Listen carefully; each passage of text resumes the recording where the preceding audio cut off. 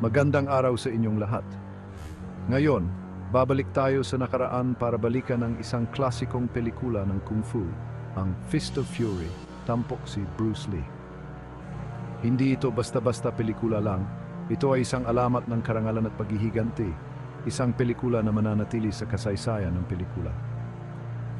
Ang kwento ng Fist of Fury ay nagaganap sa maingay na lungsod ng Shanghai noong panahon ng ikalawang digmaang pandaigdig.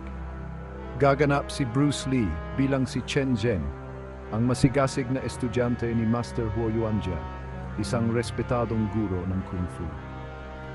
Ang kanyang misyon ay labanan ng mga Hapones na sumakop at nagpapahirap sa mga Tsino sa Shanghai para ipagtanggol ang dangal ng kanyang bayan.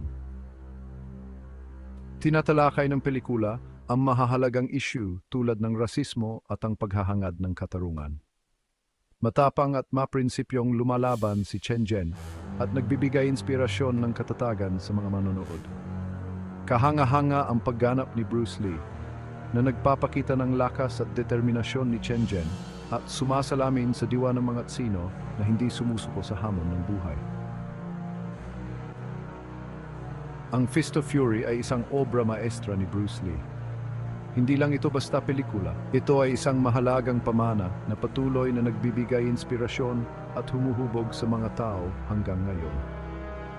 Kung hindi niyo pa napapanood, huwag niyong palampasin ang pagkataong masaksihan ang husay ng pelikulang ito.